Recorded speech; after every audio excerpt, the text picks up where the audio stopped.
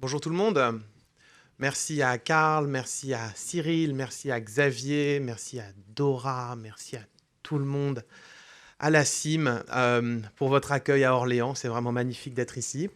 Je m'appelle Vincent Lostanlen, je suis chercheur au CNRS. Je travaille au laboratoire des sciences du numérique de Nantes, au LS2N. Et je vais avoir combien de temps pour vous parler 45 minutes. Très bien, j'aurai 45 minutes pour tenter d'introduire le sujet de l'écologie de la musique numérique.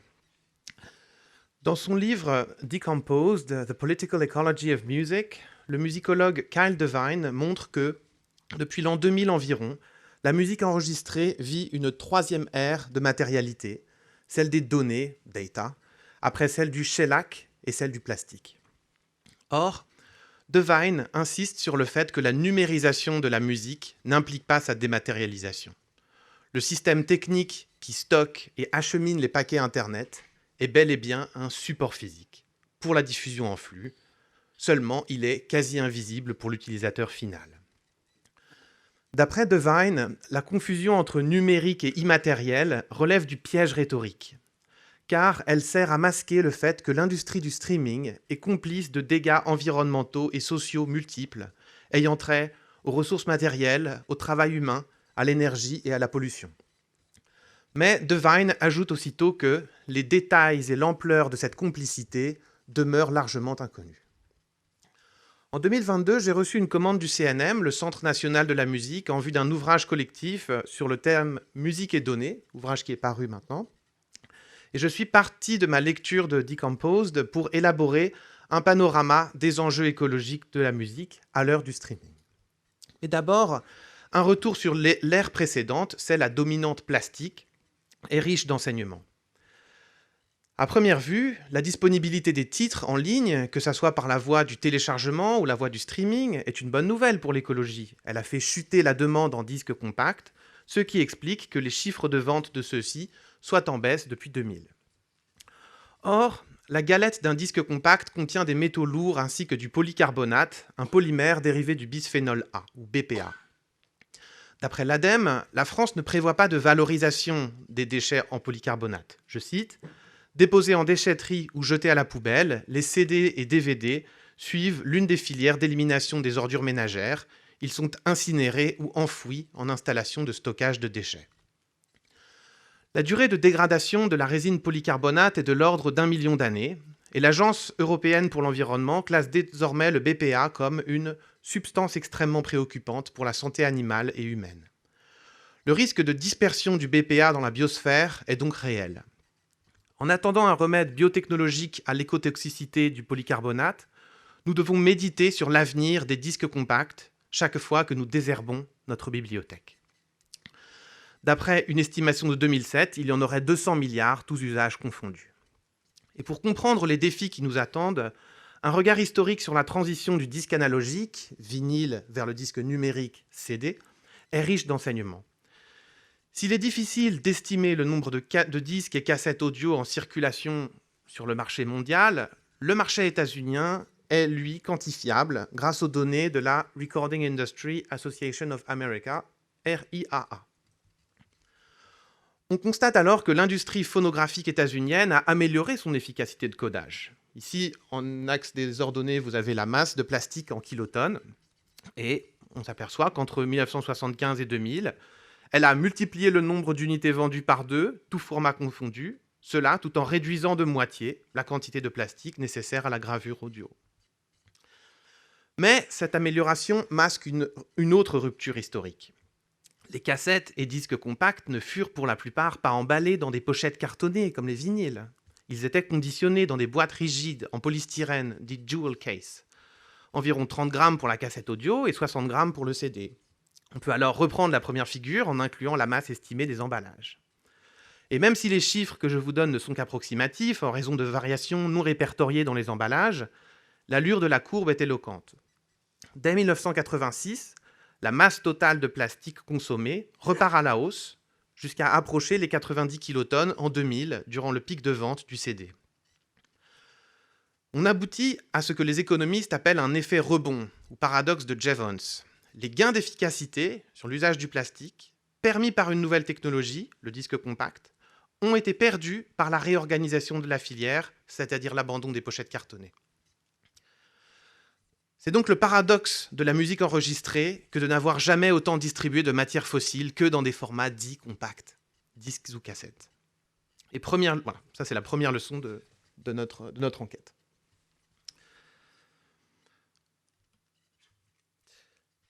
Et puis le travail rétrospectif sur la transition du vinyle au CD doit nous mettre en garde sur la présence de possibles termes cachés dans l'impact environnemental de la musique à l'ère contemporaine, dans ce que Kyle Devine nomme l'ère des données. Il est indéniable que la circulation massive de fichiers MP3 à partir de l'an 2000 a mis un coup d'arrêt à la dispersion des plastiques nocifs, polycarbonate et PVC principalement, plastiques contenus dans les disques. Et ce, malgré un retour du vinyle depuis 2010 et peut-être un retour du CD depuis 2020. Mais pendant ce temps, la disponibilité de forfaits Internet illimités a transformé en profondeur le mode de vie des Français et Françaises. S'agissant de la musique, ce nouveau mode de vie s'incarne dans un type particulier d'objet, que vous reconnaissez bien sûr, le baladeur numérique, dont le modèle emblématique est l'iPod d'Apple. Voilà. Dites bonjour à l'iPod, 1000 chansons dans votre poche. Ça, c'était la publicité en 2001. Et quelques années plus tard, c'était toutes les chansons que vous avez déjà possédées dans votre poche. Et en fait, la capacité, c'était 7500 chansons. Voilà. Donc Apple vous dit que vous possédez 7500 chansons et pas une de plus. Et ce sera ad vitam aeternam. Et depuis lors, ce fut l'explosion. iPod classique, iPod mini, iPod nano, iPod photo, iPod touch de 2e, 3e, 7e génération. Nous sommes entrés dans une ère de consumérisme des objets médias, c'est-à-dire d'achat répété d'objets de haute technologie susceptibles de nous faire accéder au même contenu culturel. Au passage, et sans prendre la défense d'Apple, on pourrait faire observer que ce processus d'achat répété était déjà au cœur de la stratégie des éditeurs phonographiques au long du XXe siècle. Dans son livre « Du phonographe au MP3 », l'historien Ludovic Tournès raconte comment les mêmes œuvres furent commercialisées au format 78 tours, puis 45 tours, puis 33 tours, puis CD, avec toujours le même argument de vente, racheter la musique que vous écoutez déjà. Mais pour revenir au coût énergétique des objets médias, tels que les iPods, il faut inclure l'énergie nécessaire à leur fabrication, transport et éventuellement leur recyclage ou fin de vie. Dans le cas des numériques, cette énergie intrinsèque, ou énergie grise, représente 9 fois l'énergie consommée sous forme électrique durant l'utilisation de l'appareil. Donc ici, vous avez un diagramme de l'ADEME avec les différentes étapes du cycle de vie. Et l'essentiel du débat sur l'impact écologique porte sur l'utilisation en bas à droite.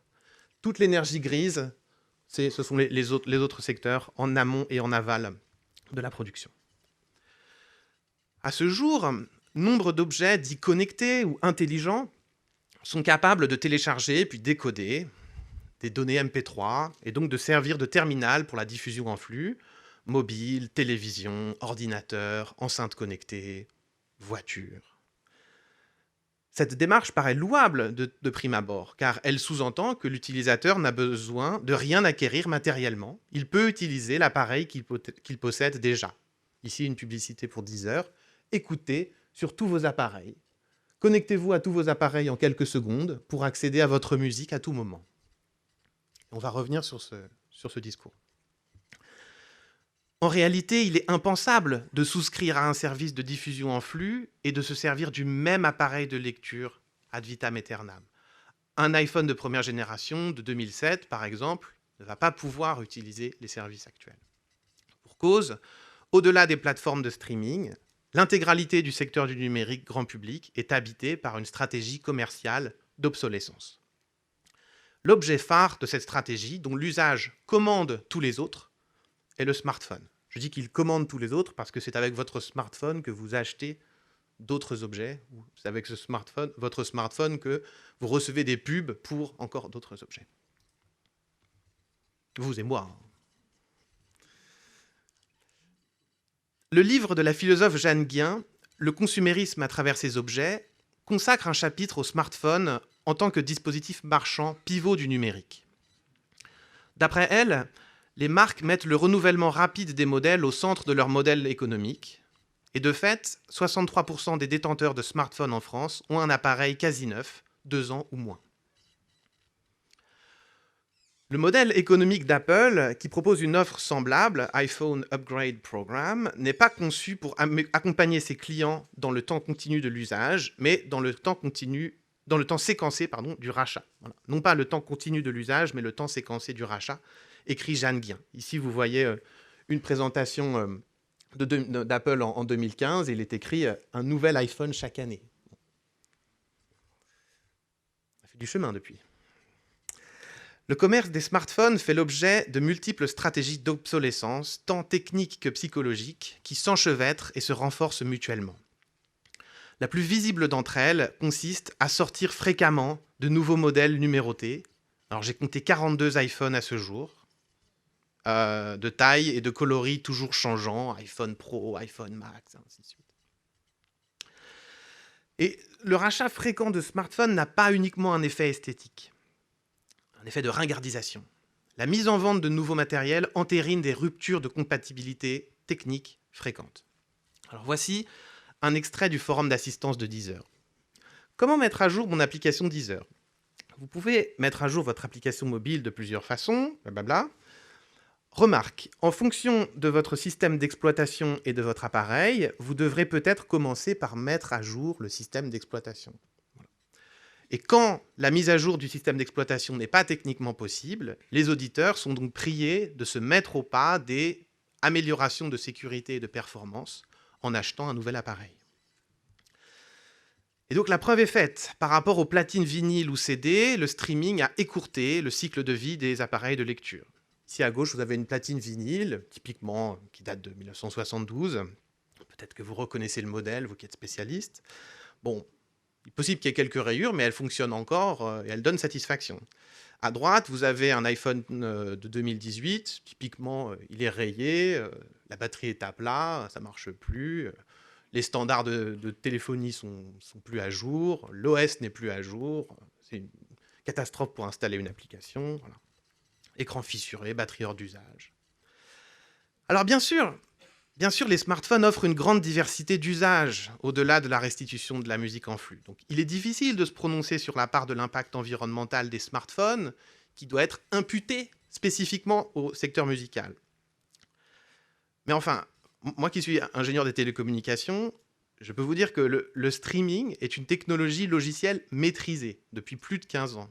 Et le fait que cette technologie déclare des ruptures de compatibilité sur des appareils écoulés à des milliards d'exemplaires signale une faiblesse quant à la soutenabilité de la filière audio-numérique dans son ensemble. Non pas que le format lui-même soit plus polluant, au contraire, puisqu'il n'a plus besoin d'un moteur pour faire tourner le disque, le recours au fichier MP3 représente un gain physique d'efficacité, toutes choses égales par ailleurs.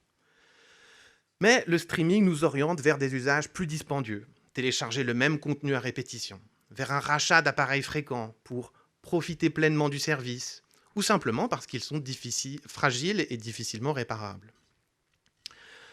Ainsi, une étude récente de l'ADEME a mené une analyse du cycle de vie, une ACV, pour les marchandises numériques de l'industrie culturelle. Et l'étude conclut que, je cite, « Si certains équipements récents peuvent être plus légers et moins gourmands en énergie, la multiplication des équipements entraîne nécessairement une augmentation des impacts. » Et on retrouve donc ici l'enjeu du consumérisme des objets médias. Or, les Français sont insuffisamment informés de l'implication des technologies numériques sur la crise environnementale. Je me réfère à cet ouvrage collectif de Fabrice Flippo, François Deltour, Michel Daubré et Marion Michaud, donc qui sont des sociologues. Peut-on croire aux tiques vertes, technologies numériques et crise environnementale? Et dans le cas de la musique, cette implication est d'une grande complexité. Loin d'être un pur service, elle repose sur une économie des biens de haute technologie qui met en jeu des procédés industriels lourds.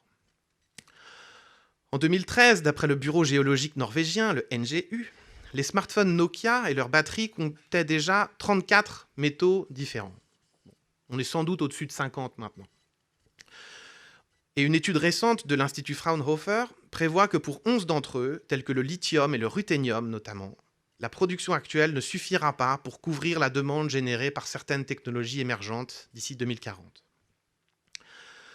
Dans La numérisation du monde, un désastre écologique, le philosophe Fabrice Flippo précise que la réactivité du domaine minier est faible, ce qui accroît le risque de pénurie.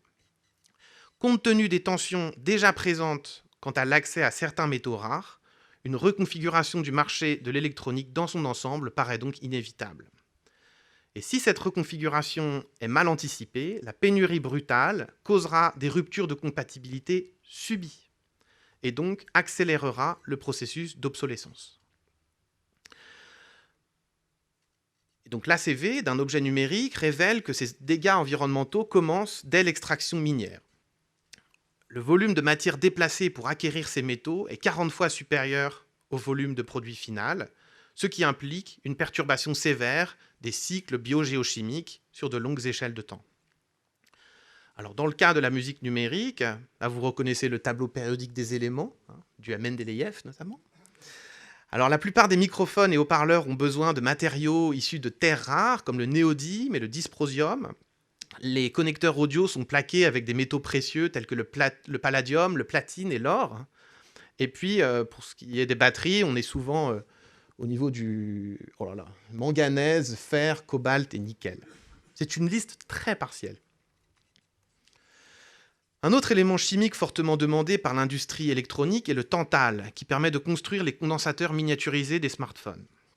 Or, la production actuelle repose principalement sur les mines de colombo-tantalite, coltan, en République démocratique du Congo. À ce sujet, Jeanne Guien écrit « Pendant la guerre du Kivu, tous les partis en jeu se sont livrés à l'exploitation des mines de coltan, étain ou or, pour les mettre sur le marché de la téléphonie mobile et se fournir en armes. Depuis, l'extraction est restée militarisée et le travail souvent forcé. L'association Free the Slaves rapportait que les marchés de coltan reposaient sur diverses formes d'esclavage d'adultes et d'enfants, esclavage pour dette, péonnage, travail forcé, esclavage sexuel. On constate ici qu'une enquête sur les enjeux écologiques d'une certaine technologie révèle en progressant des enjeux politiques qui leur sont indissociables. C'est tout le sens d'une démarche technocritique en sciences sociales que de signaler les continuités entre défense du vivant non humain et défense de la vie humaine, face à l'organisation technique du travail. Un exemple de cette démarche est donné dans les actes d'un colloque de Cerisy, paru en 2023 sous le titre « Angle mort du numérique ubiquitaire ». Et dans la chaîne de production des smartphones, les atteintes à la dignité humaine ne s'arrêtent pas à l'extraction des minerais. L'entreprise taïwanaise Foxconn est un sous-traitant d'Apple via 2 de ses filiales. Et c'est à Shenzhen qu'à partir de 2010, les sociologues Jenny Chan et Poon Ngai ont enquêté sur des cas d'ouvriers se défenestrant depuis leurs ateliers. C'est une immense ville-usine, Foxconn, à Shenzhen. Ces suicides-révoltes, suicide-révolte, écrivent les 2 sociologues, écrivent-elles, sont le signe que, je cite, « des marques internationales de premier plan ont adopté des pratiques de sous-traitance non éthiques, d'où des conditions de travail déplorables dans leur chaîne d'approvisionnement en composants électroniques. » Et si vous voyez les travailleuses, et une manifestation de SACOM, Students and Scholars Against Corporate Misbehavior. Il est écrit « Les travailleurs ne sont pas des machines, ils ont une estime de soi ». Pour étayer les revendications de Chan et Poon, cette organisation, donc disais-je, SACOM, a recueilli des témoignages directs de travailleurs et travailleuses, dont certains ont récemment été traduits en français, publiés aux éditions Agone, dans l'ouvrage collectif « La machine est ton seigneur et ton maître ». D'après la journaliste Vicky Xu, le discours sur l'obsolescence des objets numériques sert à persécuter les minorités turciques et musulmanes de la province du Xinjiang, les Kazakhs, Ouzbeks, Kirghizes, Tatars et Ouïghours. C'est donc une stratégie d'obsolescence humaine. Il y a une obsolescence des appareils, mais on fait aussi sentir aux gens, aux personnes, qu'elles sont obsolètes, qu'elles sont arriérées. Kyle Devine partage le même constat. Dès les années 1950, raconte-t-il, la musique, via la radio, fut un acteur clé dans l'établissement des idées de l'obsolescence programmée et de l'obituaire dans l'industrie de l'électronique grand public. Il parle de l'obituaire, enfin, je traduis comme ça. Le mot anglais, c'est death dating, voilà, c'est-à-dire donner une date de mort. Une forme d'actuariat, finalement. Et il dresse une comparaison avec le temps présent. Les appareils numériques musicaux vont et viennent à un rythme encore plus rapide que leurs aînés. La logique temporelle accélérée de l'électronique contemporaine est enracinée dans une conjoncture industrielle et culturelle qui réclame des mises à jour logicielles constantes et insiste sur la nouveauté. Ainsi, il considère que le cas de Foxconn n'est que l'exemple le plus tristement célèbre d'un problème bien plus large. Donc ici, vous avez une usine de shellac autour de 1910. C'est la Rogers Payat. Et à droite, vous avez une usine Foxconn. Ça, c'est une photo prise du rapport dont je vous parlais.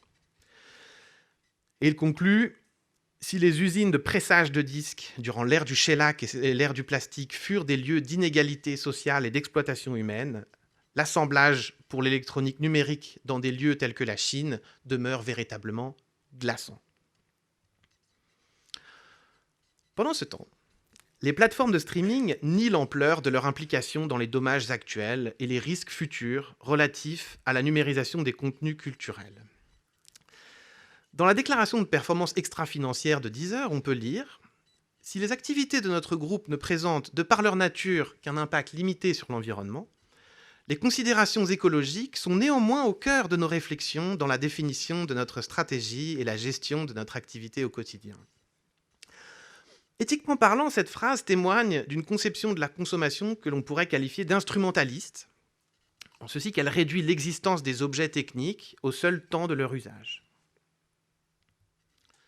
Cette conception fait reposer sur l'abonné la responsabilité de verdir l'énorme infrastructure matérielle qui les relie au service. Alors, service avec un grand S, c'est l'ego, enfin, c'est la façon dont Deezer se définit légalement. Et donc, je lis. L'utilisation du service Zen by Deezer nécessite une connexion à Internet haut débit et à Internet mobile, le cas échéant, pour les appareils portables compatibles. Et j'avance un peu. Une connexion à Internet mobile par la norme de technologie de téléphonie mobile de 3e ou 4e génération, 3G ou 4G, est très vivement recommandée.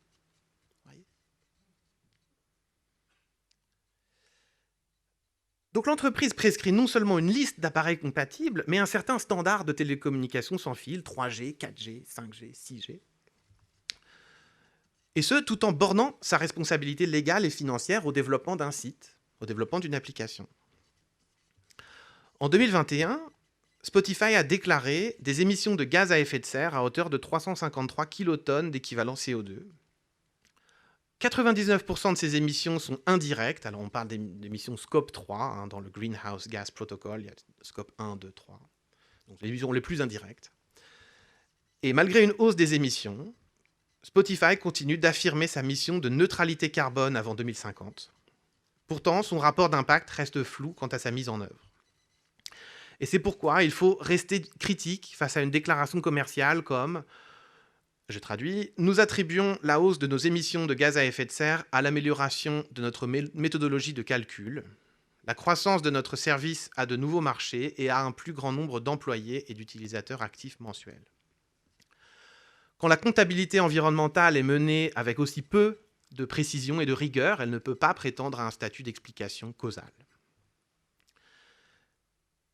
En tant que scientifique, je trouve ce genre de rapport fort peu utile écologiquement, et ce pour au moins 3 raisons. 1, parce que l'essentiel de l'énergie consommée est grise, comme on l'a vu, c'est-à-dire intrinsèque aux appareils. 2, parce que à l'ère de la diversification et l'ère du business to business, c'est-à-dire des partenariats premium entre les plateformes et les télécoms, le streaming ne fait pas intervenir que des prestataires de la plateforme, mais aussi des clients. J'explique ça dans mon article en détail.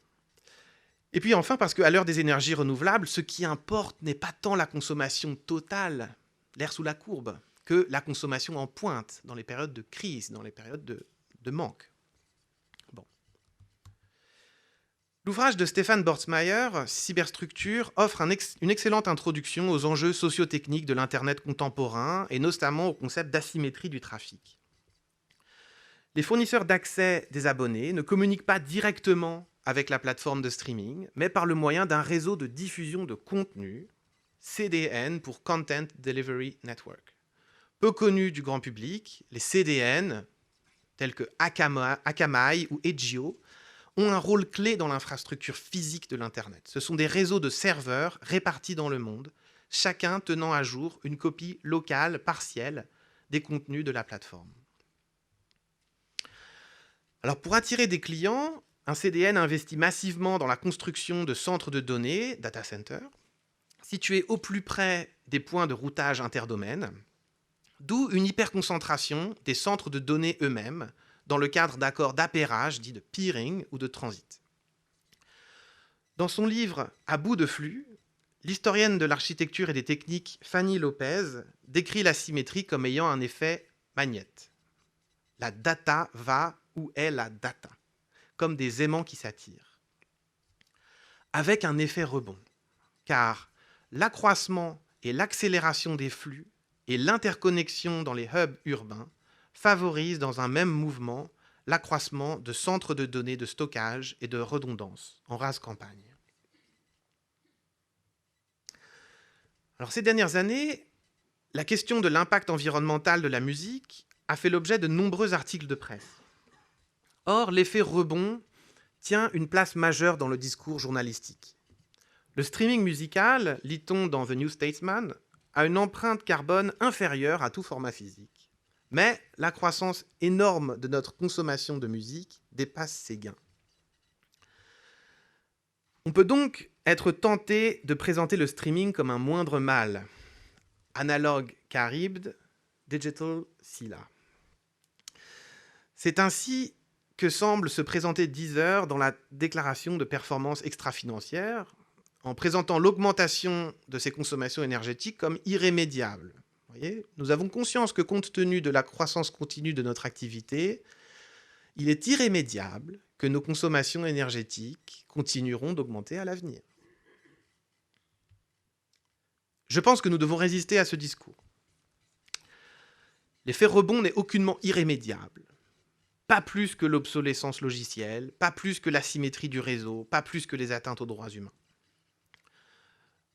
Je dirais que notre consommation de musique numérique est intriquée dans un processus historique plus général de numérisation, lui-même contemporain de changements dans les modes de vie, y compris au-delà des seules interactions humain-machine.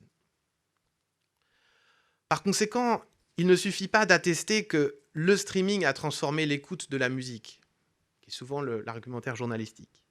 Encore faut-il comprendre ce qui soutient cette culture de l'immédiateté. Et pour citer Kyle Devine, moi je traduis par culture de l'immédiateté ce que lui appelle, ça sonne très bien en anglais, the everywhere, all the time culture of streaming. Voilà, la culture du partout, tout le temps. Pour conclure, les grandes plateformes de la musique numérique nous bercent d'une utopie.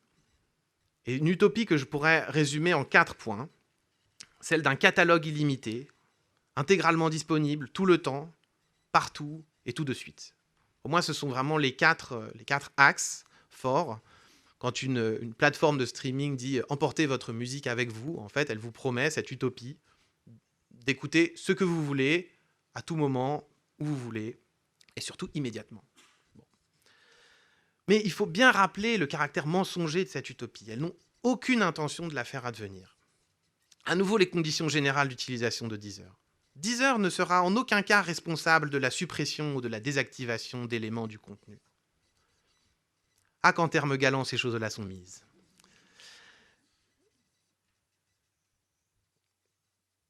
Par mon enquête, j'espère avoir pu vous montrer que, au contraire, le flux audio-musical est matérialisé dans ses objets, limité dans ses architectures de choix et situé dans l'espace géographique. Il ne sera jamais question d'avoir toute la musique tout le temps, partout et en tout lieu. Mais nous devons prendre la responsabilité de savoir quelle musique nous voulons, quand nous la voulons, où nous la voulons et avec quel délai. Donc ceci demande de remettre en cause chacun des 4 attendus de la conjoncture, dans le sens de la sobriété. De la musique, oui, mais peut-être pas toute la musique, peut-être pas tout le temps, peut-être pas partout, peut-être pas tout de suite. Et c'est pourquoi, sans être aucunement spécialiste de votre domaine, je pense que les bibliothèques musicales ont un rôle clé à jouer. Elles peuvent former des réseaux alternatifs où l'information est plus ouverte, la décision mieux contrôlée et l'empreinte écologique plus légère. Il s'agit de déverrouiller les architectures de choix. Ici, je reprends le vocabulaire de Fabrice Flippo, qui est vraiment très éclairant. Il ne s'agit pas de simplement s'arrêter à une critique de la société de consommation ou dire qu'on nous invente des faux besoins. Oui, tout ça est vrai, mais enfin, disons que nous avons encore des marges de choix, mais ces marges de choix sont de plus en plus verrouillées. Et donc, il y a un principe de verrouillage vers l'avant. En anglais, on appelle ça lock-in, c'est-à-dire que quand vous rentrez sur une plateforme, quand vous vous abonnez, vous commencez à liker des chansons, et là, vous assignez de la valeur à cette plateforme. Et donc, ça va être compliqué ensuite d'en sortir, y compris quand la plateforme en question monte ses prix. C'est exactement ce qui se passe aujourd'hui. Hein. Les plateformes, les prix tous les abonnements sont en train de monter parce que les abonnés sont un petit peu captifs. Voilà. Et donc c'est ça le verrouillage des architectures de choix. Je pense qu'il appartient à un certain nombre de collectifs, un certain nombre de réseaux, comme peut-être les bibliothèques musicales, d'offrir une certaine forme d'ouverture et d'alternative. Et donc dans ce contexte, la sobriété numérique n'est pas seulement une auto-limitation, c'en est une, hein, indéniablement, mais c'est aussi une certaine conquête de liberté, une certaine conquête de choix plus large. Et donc c'est un déverrouillage au sens technique comme au sens psychique, comme au sens affectif. C'est l'occasion de remettre en mouvement rien de moins que nos modes de vie. Je vous souhaite un bon colloque.